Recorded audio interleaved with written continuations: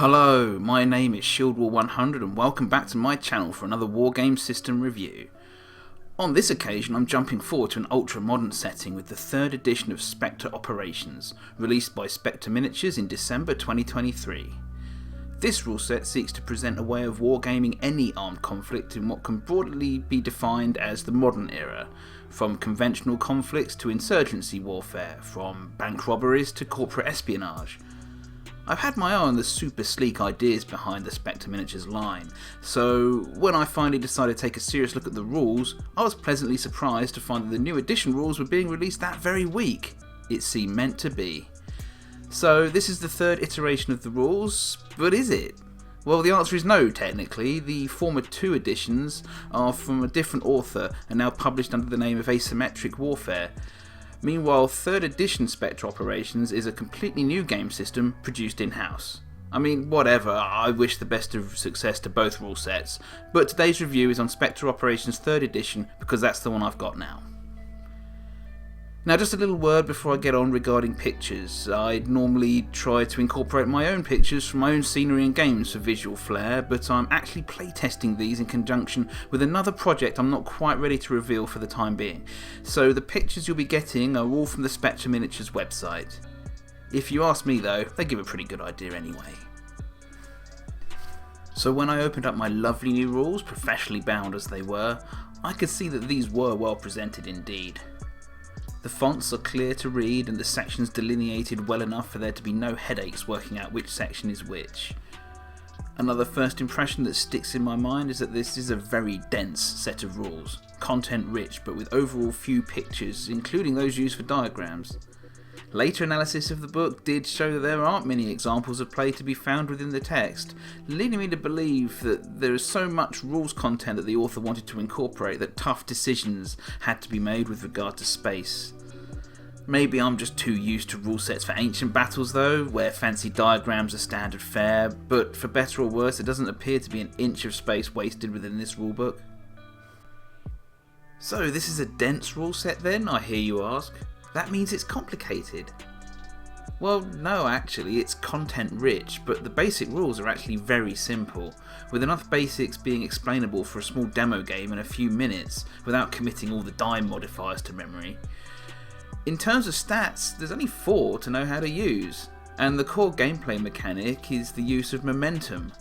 To quote the game designer, momentum represents the speed and violence of action a force is able to utilise in an operation. In Shieldwall100 terms, it's a pool of action points that you generate at the beginning of each turn, depending on how many elements you have that are in good shape, pinned or maybe suppressed, which you then spend on said elements to get them to do stuff. The stuff you do includes obvious stuff like manoeuvring, engaging, rallying, to things like spending them in your opponent's activation to react to them, and perhaps some really cool actions that only trained troops can do, such as breach and clear or bounding fire. Yes, for those who like your Tom Clancy Spec Ops wank, you'll be Delta actualing your tangos before you know it. I still don't know what many of the references mean for weapons, equipment and even some of the vehicles in this rulebook, but I take comfort in the fact that the types of people this is written for probably don't understand what the triplex assise was or why English Civil War cavalry might be classified as trotters or gallopers. Anyway, momentum. There's really so much nuance to how this works that I had to play it to truly understand. For example, both sides generate their pool of momentum at the start of a turn. One side will have been predetermined as the attacker before the start of the game. They will always activate first and so will be spending the bulk of their momentum points first. They will then need to decide when to call it a day and how much of this precious resource they'll leave for reacting to the enemy. Leaving too little might give the defender free rein to activate their forces with impunity, but a large pile of leftover momentum might represent wasted opportunities if you don't get a chance to make use of it. In a scenario-driven game where you might likely have a turn limit, you get the idea where the tough decisions in this game lie, and it's not necessarily in the amount of tech you strap to your operatives. Meanwhile, as a defender, you have pressure to use your momentum to slow the attacker down, but saving it for after they have moved and shot at you might enable you to set up better, more effective fire. The rest of the core rules are for the most part straightforward. The movement and shooting rules are clear. The shooting ones giving plenty of room for the huge variety of weaponry that seem to be an obligatory feature of a modern warfare rule set. There are entire classifications of gun that I did not know existed before, but I can simply get the stats for the few weapons I'm using and use the unit reference sheet to have them written handy for when I'm playing. Given how complex this could have been, this is as straightforward as I can imagine. Everyone I've played with this was able to pick up the shooting and killing procedure pretty quickly.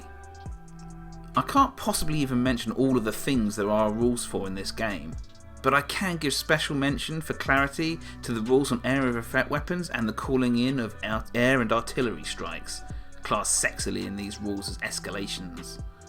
These two areas have been problematic for my memory in so many other rule sets before as to make me avoid using them. However, in Spectre Operations 3rd edition they are so simple to use it made me very happy indeed.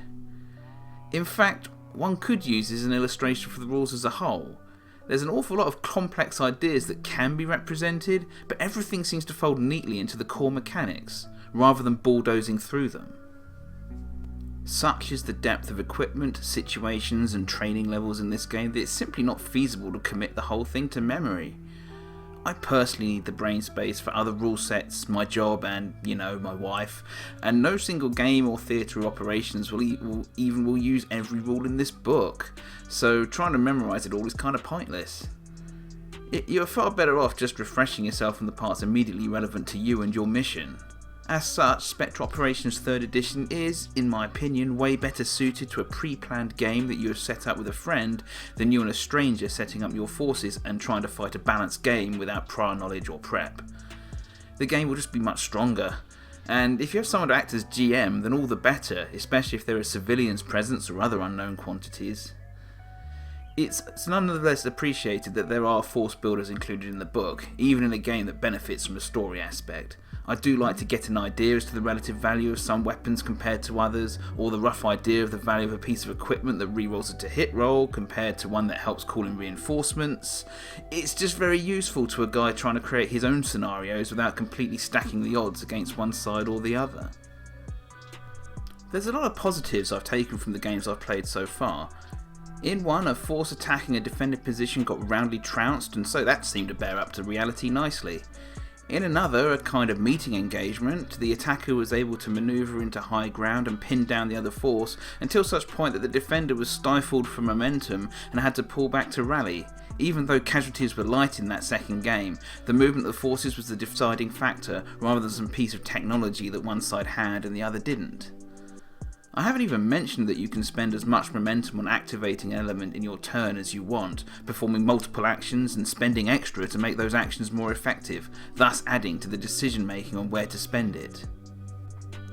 Unfortunately, there are a few little issues I've come across as well, or things I've noticed that aren't a big deal for me, but could be for you, and so I'm reporting them now. The main one for me is the rules for stress tests. Now, stress is one of the 4 characteristics I mentioned earlier that define the qualities of an element. Stress tests are taken when nasty things happen to the element, most commonly coming under fire. Unfortunately, in the rules, stress is also a term given for a representational value of general combat strain that the troops are under, much like shock is stacked against a squad in chain of command. Certain things add to the number of points of stress an element might have, and these go on to modify the roll needed to pass your stress test. Effectively, when the rules refer to adding a point of stress to a unit, this effectively adds a 5th characteristic that the unit has, albeit one that starts at 0. I don't know if you realise what I'm getting at, but there are 2 different values that a unit might have, one of which directly affects the other, but both called the same thing, stress, and used simultaneously throughout the rules. It took me a while to get my head around this, and it could be so much clearer in the book. Hell, it would have been far easier to just relabel one of those characteristics. Even just copy chain of command and say that units accumulate points of shock when they dive for cover or get hit by suppressing weaponry instead of stress points. The rules author, however, has released an FAQ online, though, to amend some of the rulebook confusion on stress and its tests, as well as reaching out to answer my own questions on the subject, so I think that really clears up the biggest difficulty I've faced with the rules pretty nicely. An issue you might find tricky to overcome at first is also that this is a D10 based game, meaning that you might struggle to find the raw materials to roll your squad's shooting if you don't have a fully stocked games room like I'm fortunate enough to have. Those of you familiar with D6 based games might under or overestimate the impact of some of the modifiers as well until your mind performs that paradigm shift towards the array of new probabilities you'll have to account for. I guess one other issue, perhaps more for the rules writer than anyone else, is that ultra-modern as a setting is always updating itself. As such, whatever is in this book, including some incredibly high-tech experimental equipment, will become outmoded in time, and as such, as time goes on, you may find yourself without rules for things in use within the real world. Speaking of the real world, I might as well touch on something that does tend to infiltrate modern wargaming, more so than other historical wargaming theatres. This is by no means a criticism of these rules, we finished that section of the review now, don't worry, but it is addressing an elephant in the room. We live in an increasingly polarised world, with some people on either side of any debate seemingly revelling in that polarisation, more than even trying to represent their point of view. Modern wargaming, representing pretty much anything since the Cold War I guess, is pretty much the most obvious representation of what all historical wargames could have levelled at them in terms of, shall we say, poor taste, and I can see why.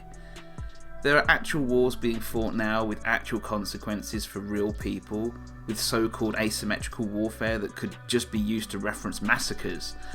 And this can't be ignored when speaking about reviewing or playing at a club or indeed a convention a set of rules such as these which could be readily used to simulate such conflicts on a tabletop. I can address this and even justify it, but I can't ignore it, and I do understand it.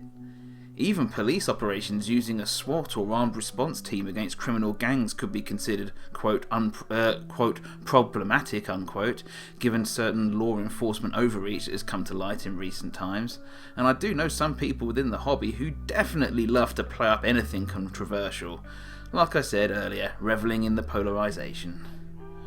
My overall personal point of view on whether you might want to question yourself on a gaming project, even if only briefly, and of course this only applies if your project might be seen in the public sphere, is that you're generally okay if there's been a film or major video game on the subject. I'd say to anyone questioning my game is that if another piece of media exists that glorifies the subject, then my game isn't going to contribute to society's fall. It's kind of surprising how many films and to a lesser extent video games try to say they're catching the nuance of topics, but in the end you can see that the budget was spent on the cool bits with the guns. It's a bit of a rough guide, and sorry to go off on a tangent. However, you might find yourself in some odd places on the internet if you take up modern period wargaming, with Spectre Operations 3rd edition or not, and in my opinion it's worth letting you know. Spectre Operations 3rd edition is a good game. A simple framework upon which you can hang any number of extra rules from within the book. The game doesn't get lost amongst the staggering lists of weapons and equipment, but it does simulate the complexities of modern warfare in such a manner as not to be considered a generic rule set with just some bits added on. It's clearly a labour of love, and the designer has even been active online with little additions such as the aforementioned frequently asked questions section and rules for solo play. I've enjoyed my time with this rule set and will continue to do so, and I hope that what I've described here might give you an idea as to whether it might suit you as well.